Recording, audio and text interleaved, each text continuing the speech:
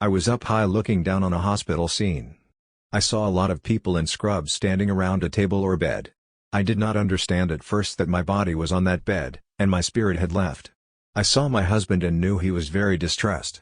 I called out to him, over and over, but he did not respond. I then found myself standing on the bank of a body of water that was like a river, but it was not flowing. It was black and looked bottomless and cold. As I stood there trying to figure out where I was and what I needed to do, I saw that a storm was brewing to the east. I knew I was facing north. The wind began blowing, and I could see distant lightning. I looked around for shelter. I looked across the river and only saw darkness. I looked to my left and saw a building a few hundred yards away. Then I saw my friend, Isabella. Isabella said, "Come with me. We are having a worship service there." I was then in that building. I don't know how I got there. I participated as best as I could in a play that was being performed about Jesus' birth, but I was uncomfortable. I didn't really want to be there. I was back on the bank of the Black River. Again, I looked across, and this time I saw paradise. The bank of the other shore was made of crystalline sand that sparkled like diamonds in the beautiful, bright light that shone there. Beyond the beach grew beautiful, lush foliage, all kinds of beautiful plants. My eyes were drawn back down the beach where I saw, to my amazement, my friend, Jasmine. She was dressed in beautiful flowing garments. She smiled and beckoned for me.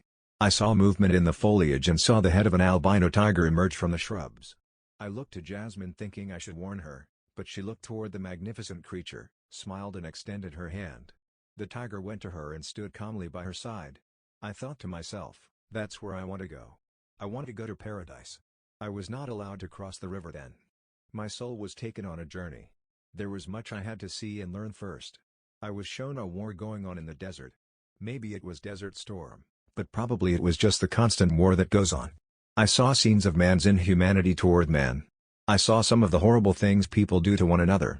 I was taken to the time of Jesus' crucifixion. I felt the hatred and hopelessness of the people there.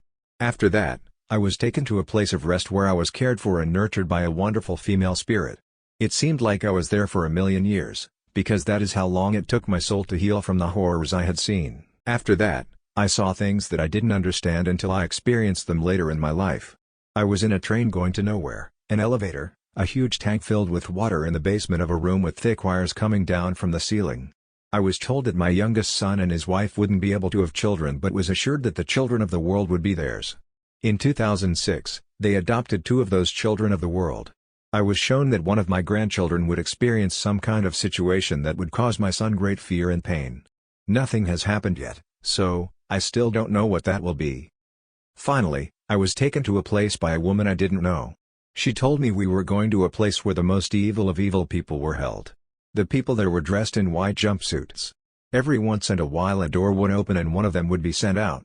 The woman told me that those people who got out were allowed to leave, because they didn't love Jesus and that was the only way I could get away from there. She asked me 3 times if I hated him.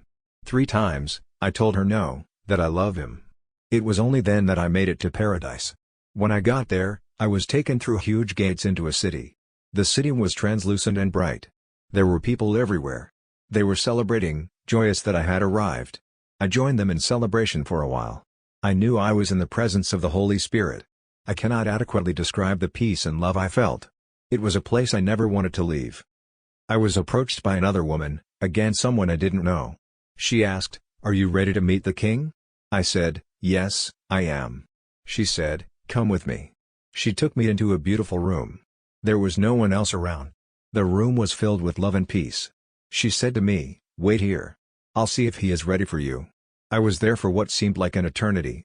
I felt so good, so at rest. I thought to myself, this is so comfortable. I hope I don't fall asleep. That was it. I had to come back. He was not ready for me. This existence I returned to felt dirty and evil. I did not want to be back here, and I can't wait to leave again to be free of this body/shell that fastens my soul in this realm. Wonderful things await.